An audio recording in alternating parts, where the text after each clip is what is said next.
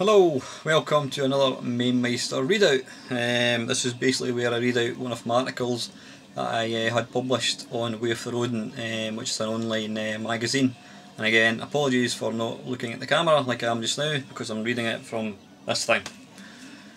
Okay guys, this one is called, if I can find it, it's called Hail the King, which will hopefully become apparent. The year was 1987 and the old girl was starting to show her age. The 64 just didn't cut it in the old graphic stakes anymore.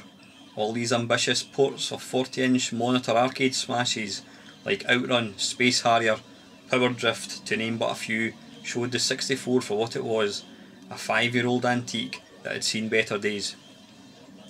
Flicking through computer and video games or some other gaming mag, one day I came across an image of a game boasting visuals. As wank-wettingly gorgeous as Susanna Hoff's This Couldn't Be Real, No Danger. The game was International Karate, the hardware the Atari ST. I've got to get myself one of those babies. However, earning just over £4,000 a year made it something that wouldn't be forthcoming in the immediate future, or so I thought. Friday came around. It was the same old routine, me, Grant and Ian. For the record, I got to know Ian through my work. He came to help out in the wages department, and one lunch I mentioned fractal graphics on Coronis Rift. He had an Electron and was obviously taken with my powerhouse that was a Commodore 64 and disk drive. I mean, come on. He came to my house one day to see it in action, and 20 years later we're still mates. Backtracking, where did I go? Anyway, yeah, Friday came around. It was the same old routine. Ian, Grant and myself donning our pastel coloured shirts, jacket sleeves rolled up, and so much hairspray you could graze someone's arm if they brushed against you. Hey Ian Botham, you're not the only bugger that can look good with shoulder length semi-permed hair and a moustache. I was the dog's bollocks. Our drinking hole was a paraffin lamp. It's still there today and looks like it's never been decorated since.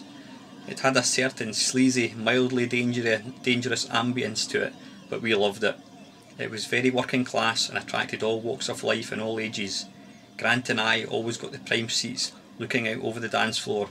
It gave us the best view of the evening's talent, and I wasn't talking karaoke either. It never seemed to bother Ian, the fact that he always faced the wall.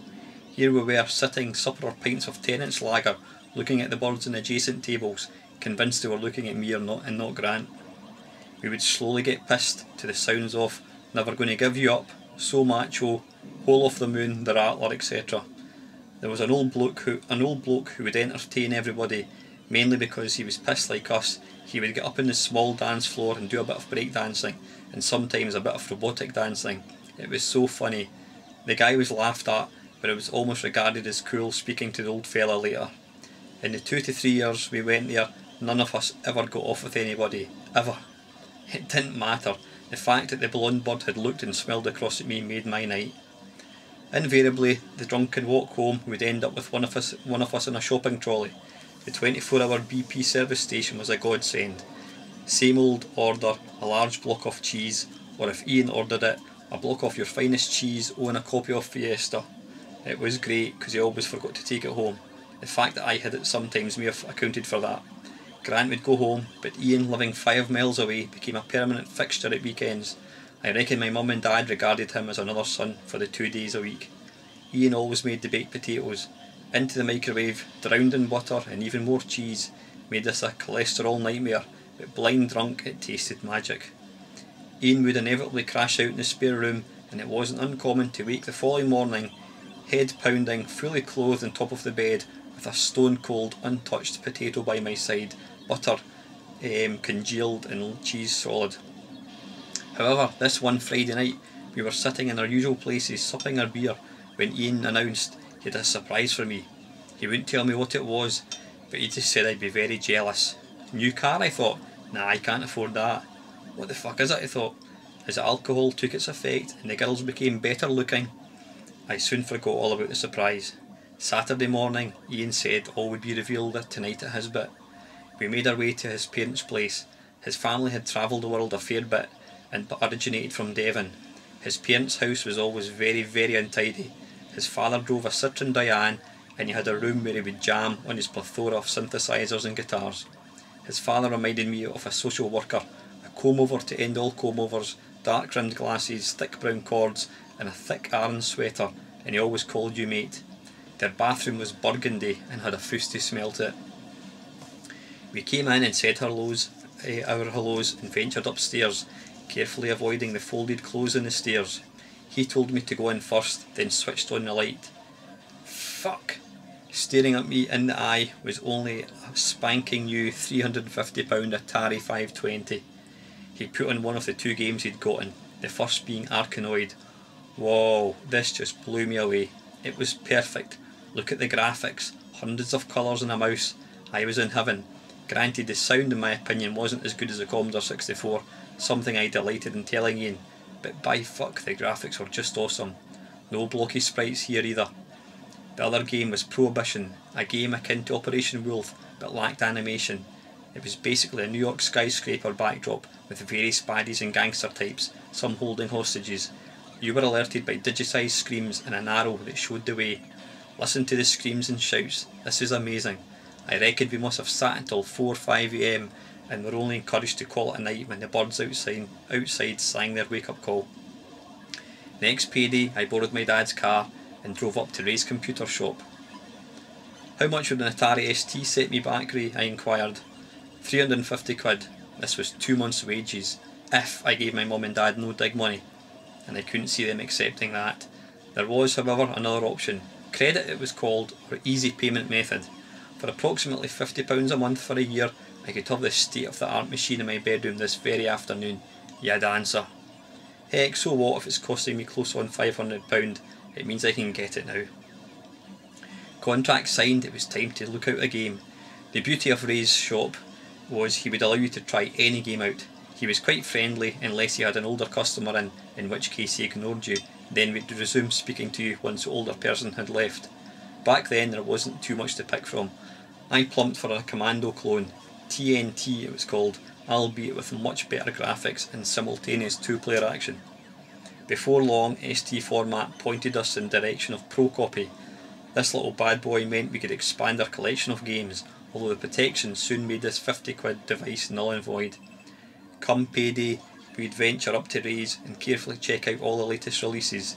Crash Garrett, Gauntlet, even better looking than Arcade that was. Pteropods, Shadow of the Beast, Psygnosis was king back then, and made Barbarian, a point and click beat 'em up, sideways scrolling number featuring some astonishing graphics and awesome sound. One particular day we went up to Ray's and were greeted by some music. A radio, we thought. It then dawned on us that this music wasn't coming from any radio, but the computer itself. Foreign Affair by Mike Oldfield was the song, and was somehow coming from a floppy disk. This just blew me away, but when inquired as to the likelihood of a copy, Ray informed me that it required the more powerful and unaffordable behemoth that was Atari 1040 edition. Bollocks, we thought. We did, however, leave with a digitised extravaganza that was Star Trek. This turned out to be completely devoid of any gameplay, but had sound to die for. And an arcade perfect Street Fighter bought by Ian. He never did forgive me for completing this game on my first go while he was making the coffee. Before long, my software collection expanded, mainly via a Mr. Big whom I had been acquainted with. He was about 14 years old, extremely obnoxious and irritating. Heck, he even had Garfield posters and soft toys in his room, but I had to be nice to him. Hell, he had every bit of software under the sun. Ian and I soon discovered the delights of sampling made possible via this little dongle fitted to the back of the machine. We even made a demo we called Ray's Porno Palace, which was a piss take on Ray's shop. Using samples ripped from Ranarama, it consisted of a series of sound effects and voiceovers, but we thought it was brilliant. Fuck, I wish I could lay my hands on that disc now. Bubble Ghost was completed by me, one of my all-time favourites, and one of only 3 games I have ever finished, Robin o' the Wood and Castle Wolfenstein on the Commodore 64 being the other 2. I did eventually get the hardware to play Foreign Affair. Fuck, I even had an external disk drive. I was a very content man, until one day I tuned into Micro Live. There was Fred, surname who escapes me, and Leslie Judd, about to unveil the new kid on the block. they had this new machine under a cover, and we had to wait until next week to see it. Next week came, and it was to change my world. Oh, and yes, International Karate was never released. That's it, guys. Hope you enjoy listening to that. Again, I'm looking at the wrong way, I should look at the camera screen. If you did enjoy that, guys, please leave your feedback, and if you enjoy my videos, I would appreciate it if you could subscribe. Thanks for watching.